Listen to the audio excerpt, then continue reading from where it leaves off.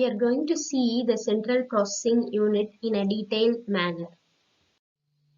Computer's cabinet has the CPU, which is known as the processor, and also it consists of other parts like system cooling fan, floppy drive, CPU heatsink, hard drive, optical drive, RAM modules, motherboard, and switched mode power supply. CPU can be viewed as having three components.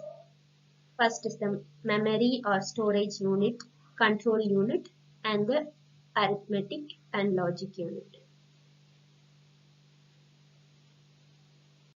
First, we can see the memory or storage unit. This unit stores instructions, data, and intermediate results.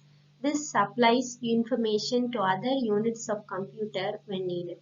It is also known as the internal storage unit or the main memory, or we can say it as the primary storage or random access memory.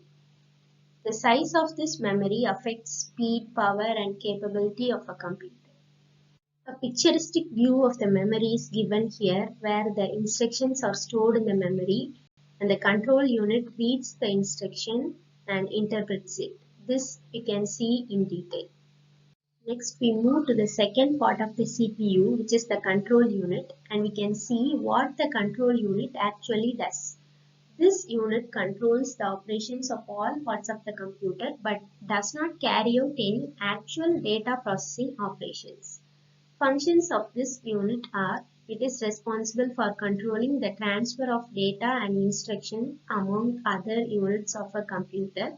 It obtains the instruction from the memory, as we already said, interprets them and directs the operation of the computer. It communicates with input-output devices for transfer of data or results from storage, but it does not process or store data. Based on the instruction from the memory, the control unit passes the control signals to other parts of the computer to carry out the processing of data. This can be understood from this diagram.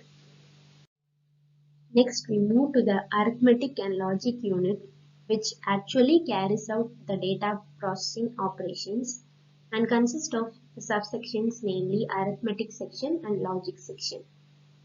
This ALU, when it receives the control signals, carries out the appropriate operations by getting the inputs and it gives the output.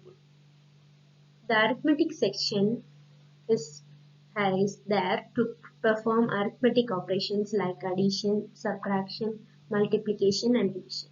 And the logic section is to perform logic operations such as comparing, selecting, matching, and merging of data.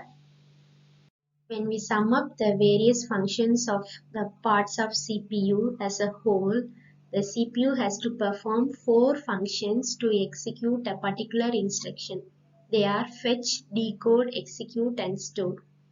The explanation of this is given in detail in the instruction execution video of our channel.